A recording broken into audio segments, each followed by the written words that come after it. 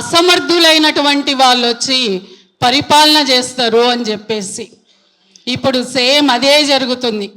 ఒక అవగాహన లేదు, ఒక పద్ధతి లేదు, ఒక శాస్త్రీయ పద్ధతి లోపల ఒక రిక్రూట్మెంట్ ఎలా చేయాలో తెలియదు, ఎవరితో ఎలా మాట్లాడాలో కూడా తెలియదు. మరి ఇవి ఏమీ తెలియకుండా గాల్లో మాట్లాడినరు. అంటే కేవలము రేపు గద్దె ఎక్కిన తర్వాత చూసుకుందాంలే అనే ఉద్దేశంతో రాగానే జాబ్ క్యాలెండర్ అన్నారు, రాగానే డిఎస్ 25,000 పోస్టులు అన్నారు. కానీ వీళ్ళు చేసింది ఏముంది? ఇప్పటికీ ఢిల్లీకి 17 సార్లు పోయిండు రేవంత్ రెడ్డి. పాలనని గాలి కొదిలేసి ఏదన్నా ముఖ్యమైనవి ఉంటే అవసరమైన ఉంటే ఎక్కడ స్పందిస్తుండే అయినా సోషల్ మీడియాలో స్పందిస్తున్నాడు. అంటే మనకున్నది ముఖ్యమంత్రి అసలైనటువంటి రాజ్యాంగబద్ధమైన మనం ఎన్నుకున్నాం అనుకుంటున్నాం, కానీ కాదు. ఈయన సోషల్ మీడియా ముఖ్యమంత్రి, సోషల్ మీడియాలో స్పందిస్తున్నాడు ఈయన. నీకు నిన్న ఆంధ్రాకు పోయినావు, నీకేం పని? నీకేం పని ఆంధ్రాల? ఆంధ్ర సీఎంని ఇక్కడికి పిలుస్తావు, ఆయనకేం పని ఇక్కడ? అమరావతికి ఆంధ్రోలకు రాజధాని లేదు, నువ్వు అది చేసుకొని చావండి అని అంటే ఆంధ్ర సీఎంని ఇక్కడికేం పిలుస్తావు? ఏం పని ఉంది నీకు? ఆయన వచ్చి ఇక్కడ ఏం చేయాలి? ఆయనను కలుస్తావు, నవ్వుతావు, తిరుగుతావు, ప్రజాభవన్ ఎంత బాగుందో చూపించడానికి పిలుచుకున్నావు. కానీ నిరుద్యోగులను కలిసేయడానికి మాత్రం నీకు టైం లేదు, అసలు టైం లేదు నీకు. ఎందుకోసం మరి నువ్వు సీఎం అయ్యింది? దేనికోసం అయినావు? అధికార యావ కోసం పాలిటిక్స్ చేసుకుంటా. ఈరోజు ఇంకొక గమ్మతైన విషయం ఏంటంటే, ఎక్కడో ఆంధ్ర నుంచి వచ్చినటువంటి నాన్ లోకల్ కుమార ఆంటీకి రేవంత్ రెడ్డి కూతురు మొగుడు సిఫార్సు చేస్తే మద్దతు ఇచ్చిండ్రు. ఆ కుమార ఆంటీకి ఫేమస్ అయిపోయింది కుమార ఆంటీ.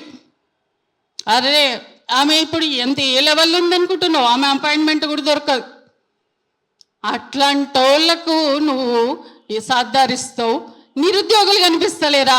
కాళ్ళు మోళ్ళు ఎక్కి నీ కోసం తిరిగి చేసినటువంటి నిరుద్యోగులు ఈరోజు నీకు అపాయింట్మెంట్ ఇస్తారు. అరే నువ్వు ముఖ్యమంత్రివి, నువ్వు పిలుచుకొని మాట్లాడాలి, లేదా ఐఏఎస్ కమిటీ ఉంటుంది, ఒక కమిటీ అయ్యి వాళ్ళ ద్వారా మాట్లాడించాలి, ఒక పద్ధతి ఉంటుంది. నిరుద్యోగులైనటువంటి రాజకీయ నిరుద్యోగులైనటువంటి వ్యాపారం చేసుకునేటువంటి రియాజ్ ఎవడు? ఏడు నుంచి వచ్చింది రియాజ్? ఓ చౌరస్తాల దుకాణం పెట్టుకొని నడుపుకునేటోడు దయాకర్ ఏడు నుంచి వచ్చిండు. వీళ్ళకి కావాలి ఇప్పుడు చైర్మన్ పోస్టులు. కోదండరాం ఏడుకొయినవయ్యా నాయన, కోదండరామరెడ్డి ఏడున్నావు? మస్తు మాట్లాడినావు, ఏమేమో మాట్లాడినావు. ఇప్పుడు నీకు పోస్ట్ కావాలి, ఎమ్మెల్సీ పోస్ట్ కావాలి, గవర్నర్ దగ్గర కూర్చుంది. ఇప్పుడు ఆ పోస్ట్ కోసం నోరు మూగబోయింది. ఖబర్దార్ కోదండరామరెడ్డి లాంటి వాళ్ళందరినీ, వీళ్ళంతా నయా వంచకులు, మోసగాలు, ఆకునూరి మురళి. అరే పెద్ద పెద్ద మాటలు, ఏం మాటలు అసలు! ఇంత పొడువు అంత పొడువు, ఇంత లేదు అంత లేదు అన్నాడు అన్నట్టు అంత మాటలు మాట్లాడిన వాళ్ళు ఇప్పుడు ఏడుకోయినరు. రాత్రి ఆడపిల్లలను కూడా చూడకుండా సీకట్ల ఆడ సిటీ కాలేజీలో కూర్చోబెట్టిండ్రు. అరే వ్యాన్లలో దొబ్బుతున్నారు ఆడపిల్లలు, మగపిల్లలు నువ్వు దగ్గర దొబ్బుతారు. ఏం రేవంత్ రెడ్డి, నీ బిడ్డ ఉంటే తెలుస్తుంది ఆడ, నీకు ఒక్కతే బిడ్డ కదా, ఒకసారి పంపి నిరుద్యోగుల ర్యాలీలా, నిరుద్యోగుల ధర్నాలలో వాట్లలో పంపి. నువ్వు ఆంధ్రాకి ఇచ్చుకున్నావు నీ బిడ్డని, అందుకని నువ్వు ఆంధ్రాని మోస్తున్నావు. నువ్వు ఆంధ్ర సీఎం అవుతావు. నిన్న ఏం చెప్పిండు? షర్మిలను సీఎం చేస్తా అన్నాడు. సిగ్గుందా నీకేమన్నా? బుద్ధి ఉందా? జ్ఞానం ఉందా? తెలివి ఉందా? రాజ్యాంగబద్ధంగా పోరుబడి కష్టపడి తెలంగాణ తెచ్చుకుంటే 10 ఏళ్ళు ఏ రోజు శాంతి భద్రతకు విఘాతం కలగలే. అరే ఈరోజు చిన్న చిన్న పిల్లల్ని ఎత్తుకుపోయి రేపులు చేస్తున్నారు, హత్యలు జరుగుతున్నాయి. ఇంటి నుంచి మొగోడు బయటకు వెళ్తే ఇంటికి వస్తాడో లేదు తెలుస్తలేదు. 100 రూపాయలు 200 300లకు హత్యలు చేస్తున్నారు. ఎప్పుడన్నా ఈ 10 సంవత్సరాల్లో చూసినామా? అసలు లవేబుల్ లివేబుల్ హైదరాబాద్ అన్నారు, ఏడుంది? మాయమైపోయింది.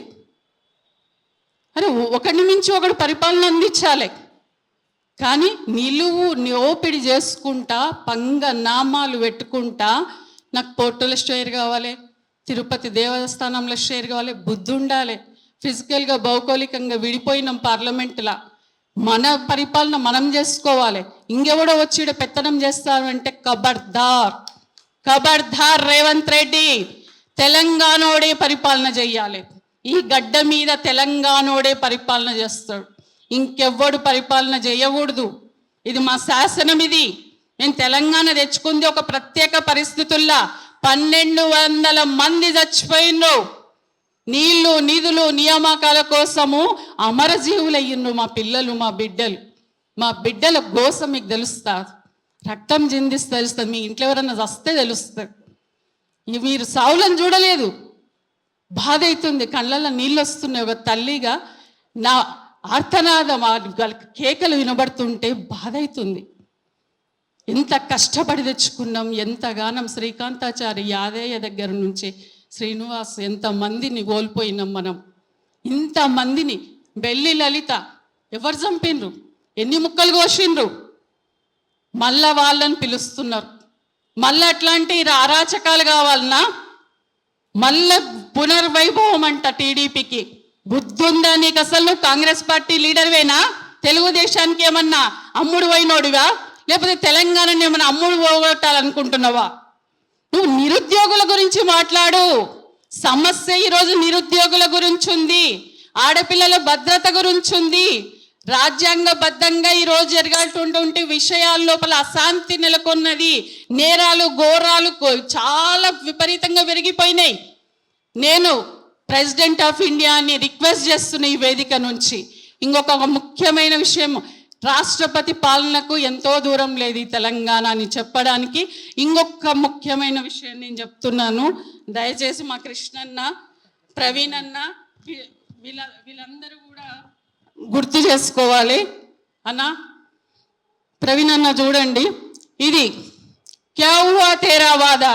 రాహుల్ గాంధీ అశోక్ నగర్ క్రాస్ రోడ్స్లో కూర్చొని నిరుద్యోగుల దగ్గరికి పోయి రోడ్డు మీద కూర్చొని నువ్వు ఛాయ్ తాగుకుంటా వాళ్ళతో మాట్లాడి, మేము వచ్చిన తర్వాత మీ అందరికి ఉద్యోగాలు వస్తాయి అన్నాం. కొంపదీసి నన్ను కానీ మనం ముఖ్యమంత్రి అని చేసి వస్తున్నాము, ప్రధానమంత్రి కానీ చేసింటే మా కృష్ణన్నకు రోజు లడాయే ఉంటుండే. ఆడ బతికిపోయినాం. ఈ రాహుల్ గాంధీని ప్రధానమంత్రిని చేయనందుకు బతికిపోయినాం. ఇక్కడ కూర్చొని చూడండి, నిరుద్యోగులందరికీ ఎంత బాగా చెప్తున్నాడు అశోక్ నగర్లో కూర్చొని. క్యా హువా తేరా వాదా రాహుల్ గాంధీ, మిస్టర్ రాహుల్ గాంధీ రిప్లై ఇవ్వాలి. ప్రతిరోజు మీరు అందరు హ్యాష్ట్యాగ్ ఇదే పెట్టాలి, క్యా హువా తేరా వాదా రాహుల్ గాంధీ. మా నిరుద్యోగులకు అశోక్ నగర్ క్రాస్ రోడ్స్లో ఇచ్చినావు.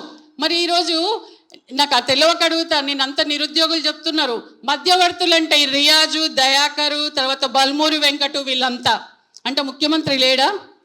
విద్యాశాఖ మంత్రి లేడు, న్యాయశాఖ మంత్రి లేడు, దేవాదాయ శాఖ మంత్రి లేడు, హోంమంత్రి లేరు, ఎవ్వరు లేరు.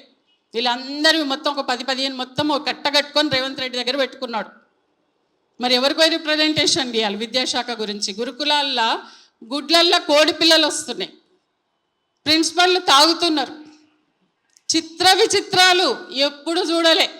మరి తెలంగాణ ఎవరి కోసం తెచ్చుకున్నాం? కోడి పిల్లల కోసమా? ప్రిన్సిపల్ తాగి కూర్చోవడానికి కోసమా? అరే డిఎస్సి వేస్తే నైపుణ్యం ఉన్నటువంటి వాళ్ళు వస్తారు. వాళ్ళు అడుగుతున్నది ఏంది? విపరీతంగా యూపీఎస్సీలో కూడా లేని సిలబస్ పెట్టిండ్రు, చదువుకోవడానికి మాకు తగిన సమయం కావాలి, అందుకని చెప్పేసి మేము గడువు కొడుతున్నాం అన్నారు. మీరు ఇచ్చే దానికి ఇంకొక 25 రోజులు ఇవ్వండి చాలు, చదువుకుంటారు వాళ్ళు. దానికి ఏం పోతుంది? మీ అందరికి ఉద్యోగాలు వచ్చినాయి కదా రేవంత్ రెడ్డి, మీ అందరికి ఉద్యోగాలు వచ్చినాయి, వీళ్ళకి ఉద్యోగాలు రాకపోయినా ఏం పర్వాలే.